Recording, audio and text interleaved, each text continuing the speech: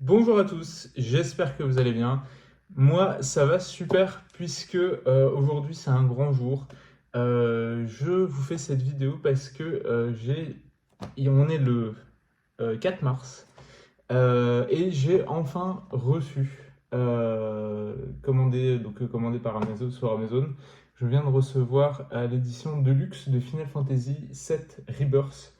Alors en fait, comme beaucoup de gens, j'y joue à fond depuis la sortie. Voilà, je savais qu'Amazon n'allait pas pouvoir me livrer le jeu à la sortie. Du coup, comme un gros pigeon, j'ai pris l'édition dématérialisée pour pouvoir jouer pile à la sortie. Voilà, et j'ai reçu donc l'édition de luxe. Donc en fait, on va faire l'unboxing ensemble parce que je pense que ça va aller assez rapidement parce que le contenu a l'air assez classique. Et je vais en profiter pour vous donner mes premières impressions au bout d'une grosse quinzaine d'heures de jeu, pardon, à peu près. Donc voilà, pour l'occasion, j'ai ramené un guest. Je fais des vidéos featuring maintenant. Donc avec mon cloud, donc c'est le cloud, c'est les play arts disponibles sur le magasin de Square Enix. Donc ils sont vraiment des super figurines. Vous en avez probablement déjà vu en magasin de jeux vidéo ou sur internet. Moi je vous recommande si vous aimez les figurines. Alors le problème c'est que c'est des figurines assez volumineuses, donc on ne peut pas se permettre d'en avoir 150. Mais voilà, j'ai eu la chance pour mon anniversaire, ma femme m'a offert le cloud, donc c'est la version Advent Children, et il y a aussi la moto qui est quelque part par là, mais bon, j'avais pas la place sur le bureau pour tout vous mettre. Donc voilà, je laisse Cloud sur le côté pour voilà, en fit de la vidéo. Donc, oui, alors édition de luxe, il y a une édition méga giga de luxe, il y a une édition collector avec une figurine de Sephiroth, mais il me semble qu'elle était à 300 balles, voire plus de 300 balles peut-être encore, qui avait l'air très très chouette. Et j'ai regardé des unboxings et des montages de la figurine. La figurine a l'air vraiment très très très très sympa. Mais à 300 balles, autant voilà, je vais revenir quand je vais parler du jeu. Je suis un énorme fan de Final Fantasy VII. C'est peut-être un des jeux que j'ai le plus refait dans ma vie avec A Link to the Past, Zelda A Link to the Past. Voilà, c'est un jeu, j'adore les personnages, j'adore l'univers, j'adore le jeu en lui-même, la manière dont il est construit, le système de combat. J'ai adoré le remake. Voilà, je trouve que en fait, ce jeu, en fait, pour moi, remake et rebirth, pour moi, c'est un miracle que le jeu soit aussi bon. C'est déjà que le jeu existe, parce que je vais pas vous refaire l'historique, hein, c'était cette fameuse démo technique qui était sortie, qui était avec l'annonce de la PS3. Donc c'était juste une vidéo, et puis voilà, tout le monde a cru que ça allait être un vrai jeu. Et puis après des années d'attente et d'espoir, ça devient finalement un vrai jeu. Un développement très très compliqué qui a fait qu'on a dû attendre, il me semble, 7 ans entre l'annonce du jeu et la sortie du jeu. Enfin, c'était assez long. C'est le 3 de 2015, si je dis pas de conneries. Et 2000, il est sorti en 2020, donc au moins 5 ans. Donc oui, enfin voilà, un temps de développement très long. Et au final, le jeu, je le trouve remake. Donc je vous en ai parlé vite fait quand je vous parlais du Steam Deck. Je l'ai refait pas en entier, j'ai pas eu le temps de le refaire en entier. Mais le jeu est incroyable. Alors oui, c'est que la partie sur Midgar. Il n'y a pas de problème, le jeu objectivement n'est pas parfait.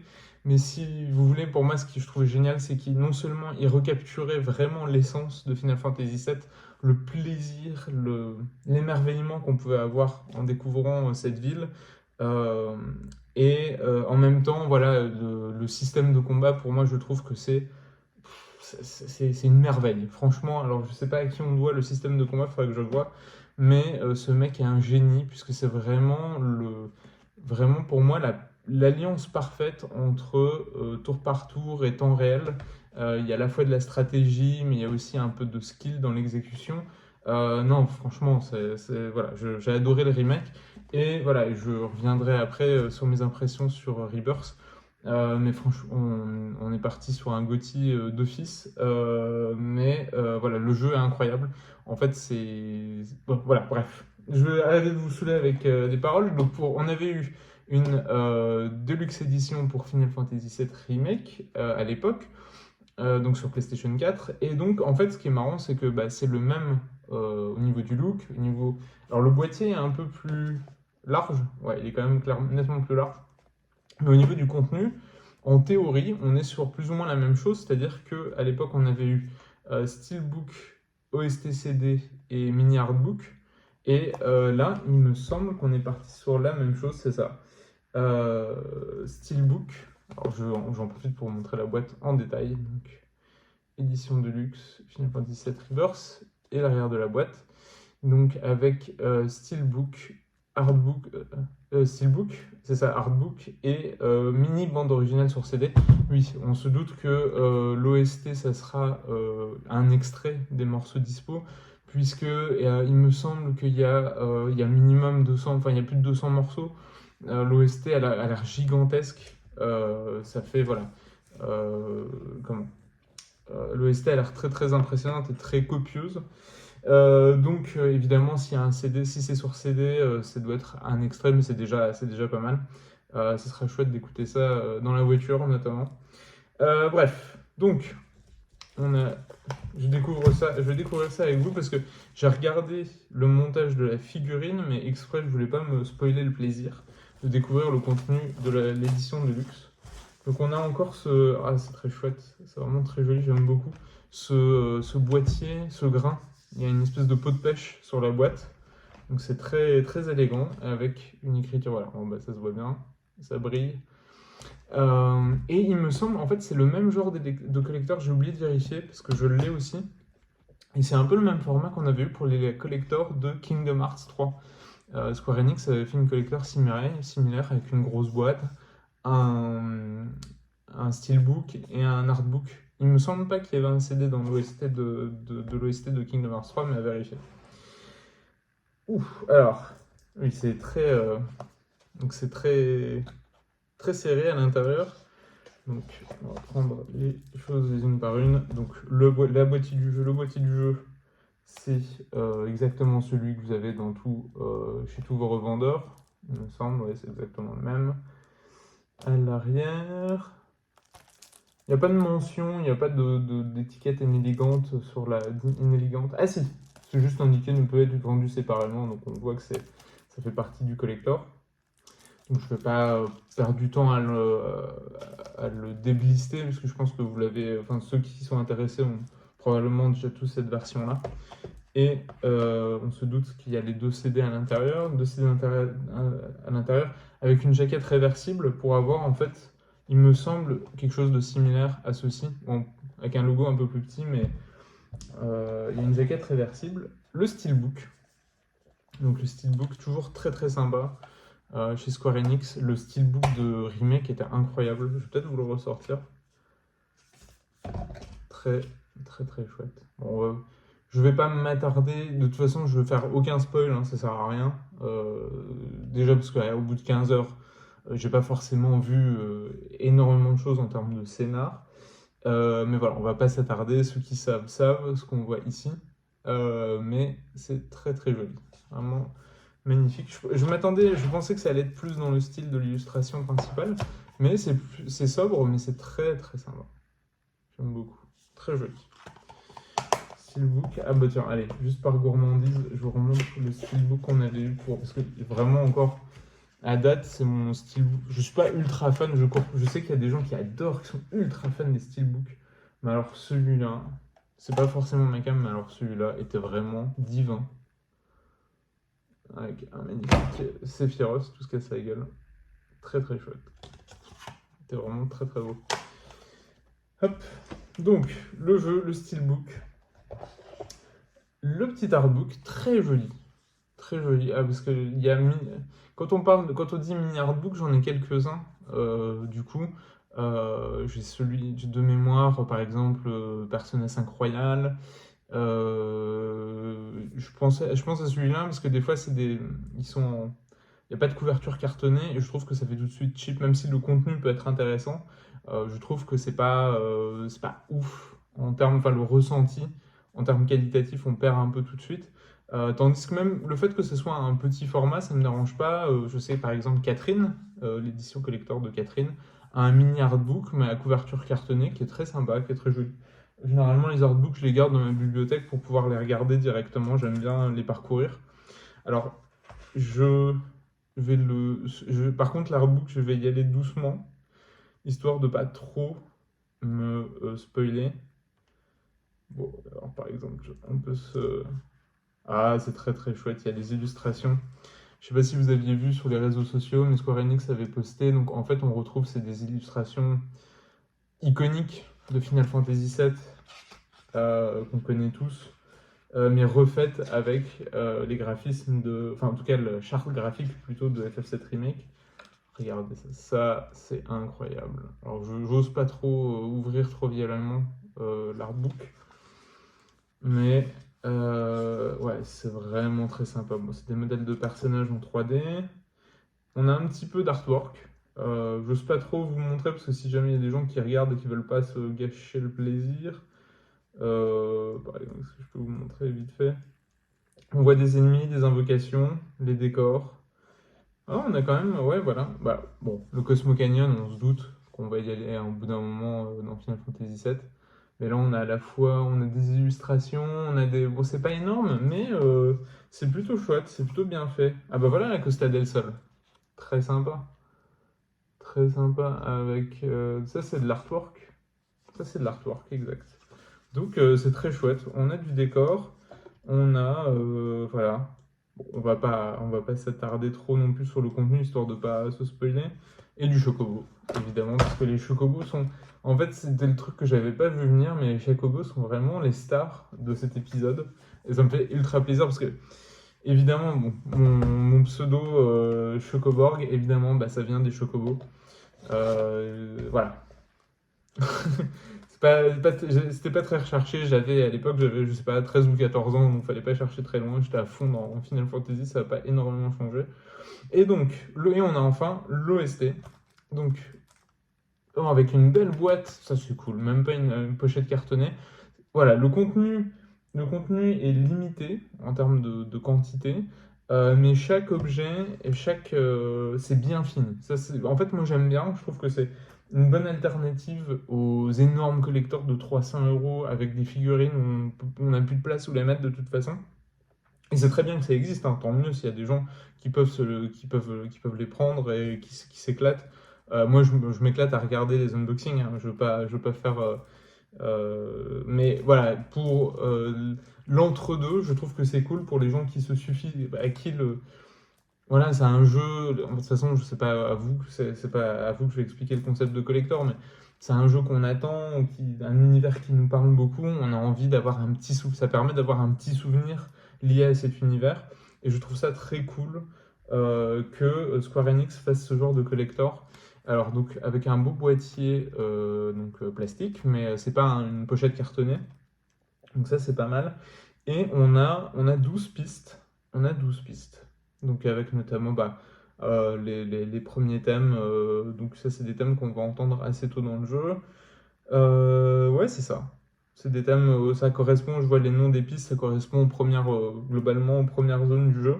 Donc bah, c'est plutôt pas mal, c'est assez chouette, donc il n'y aura même pas de spoil musical, on pourra l'écouter tranquillement. Non, c'est chouette, super, bah, je suis très content. Donc pour faire je sais que, alors je vais me permettre de copier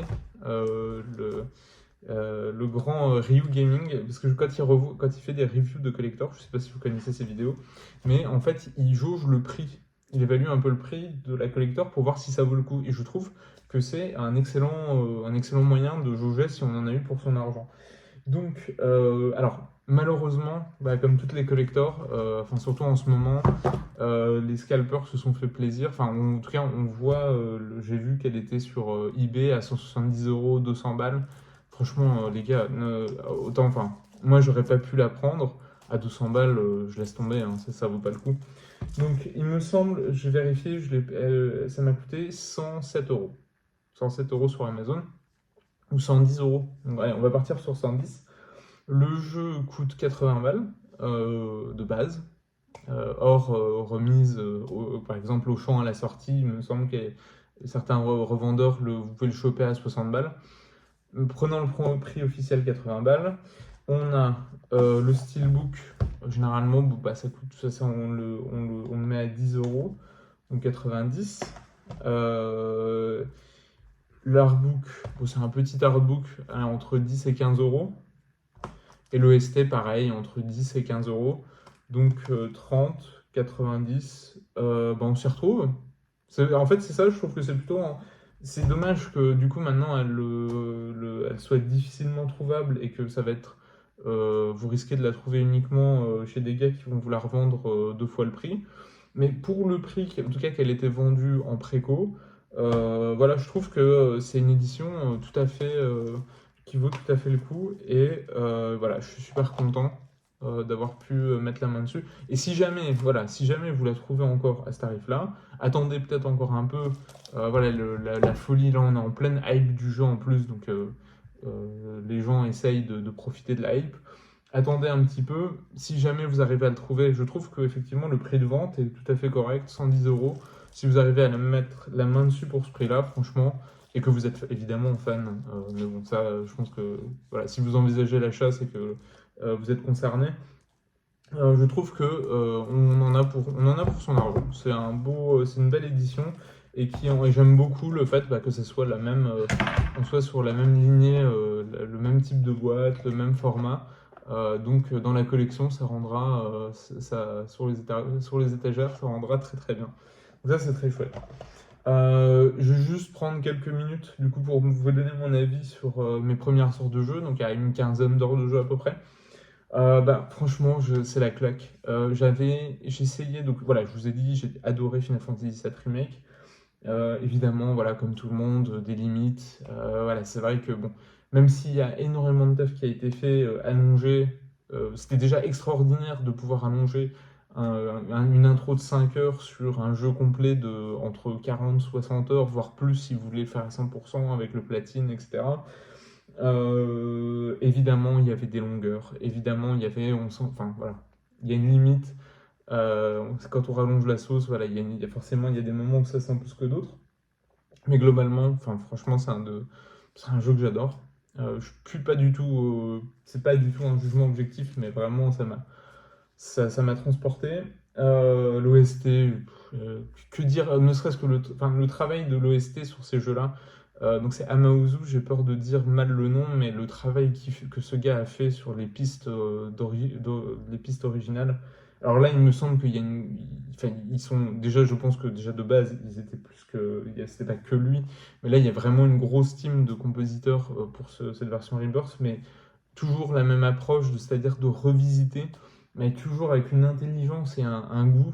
Alors évidemment, il y a de la techno prout, il y a des trucs complètement fantasques, etc. Mais c'est toujours fun. Il s'amuse. Voilà, on sent que, en fait, on sent que ce projet est guidé par des gens qui sont passionnés de cet univers et qui essayent de lui rendre hommage, mais un hommage moderne, un hommage vraiment de lui de rendre hommage, mais tout en explorant d'autres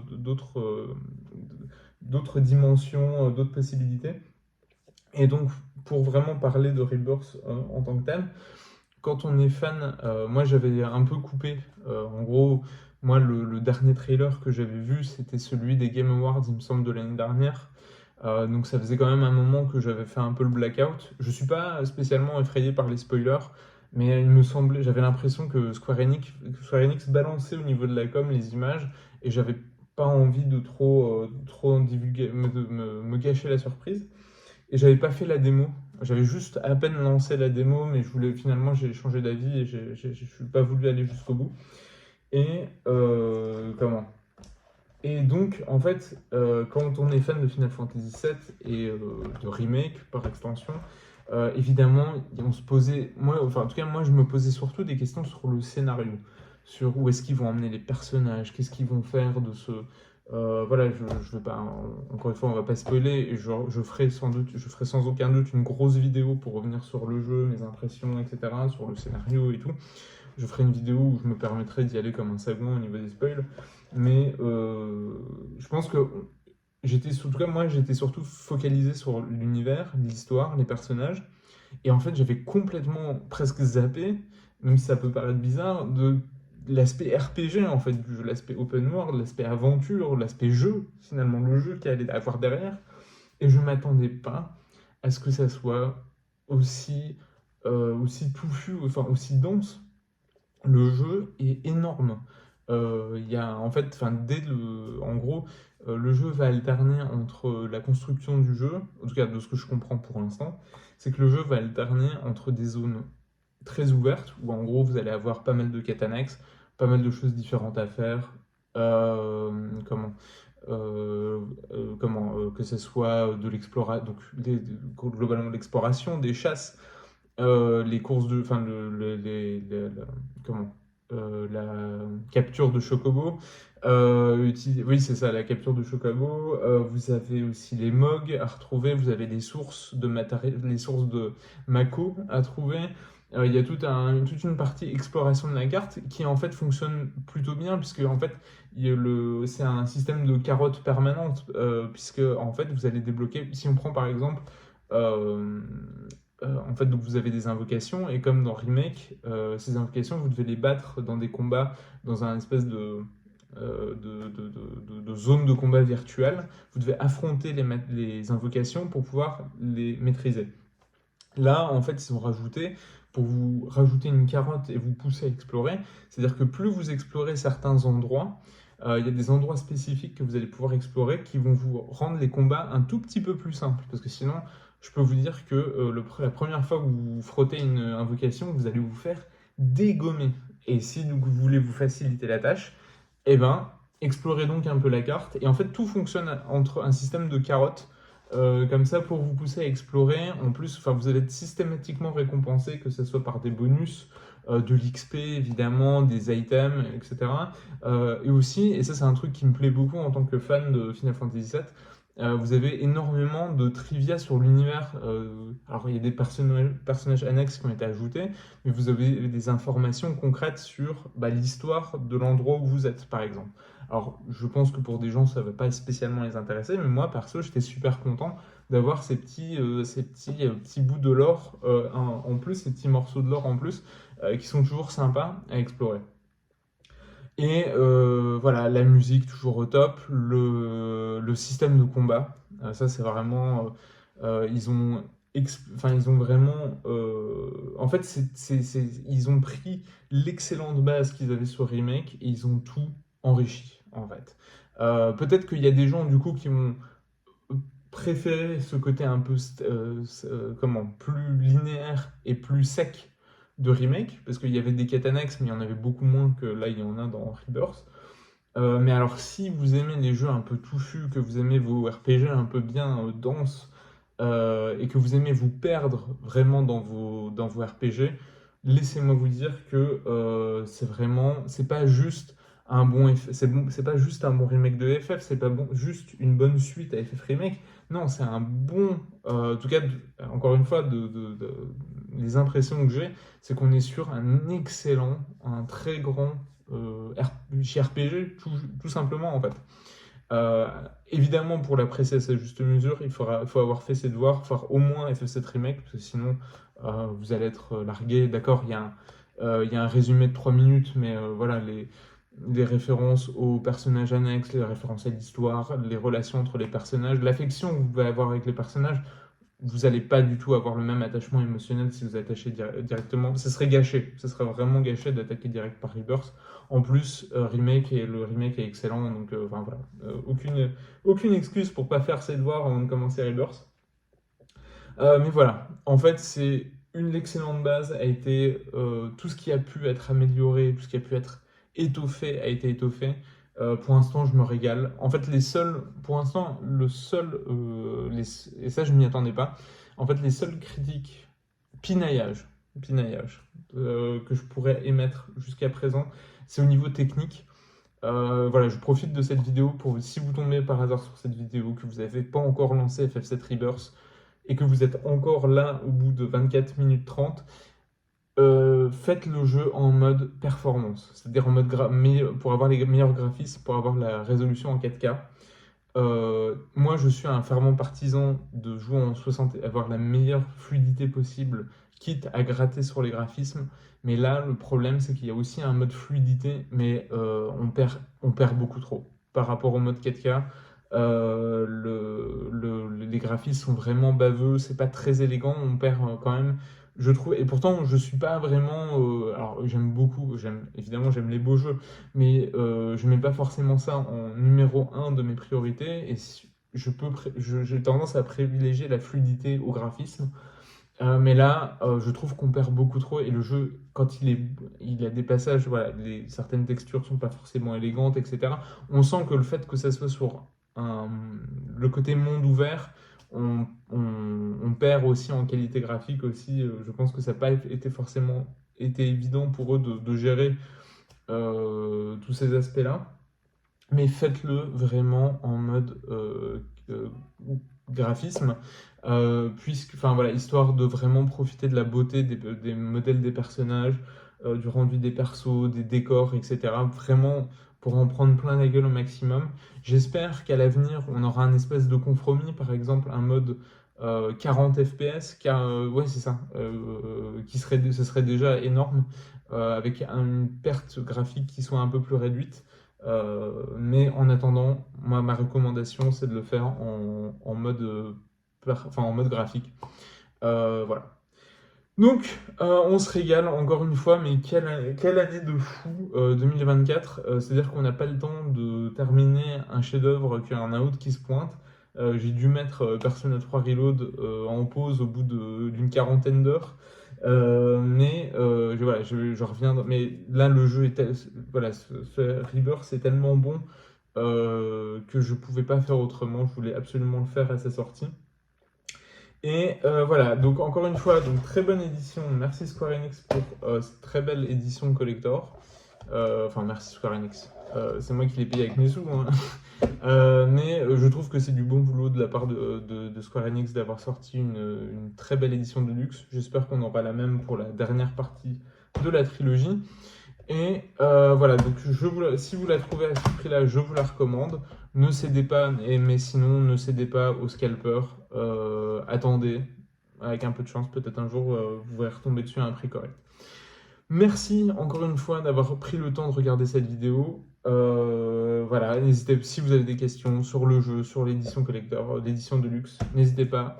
Et en attendant, bah, je vous souhaite tout le meilleur et je vous dis à la prochaine vidéo. Salut!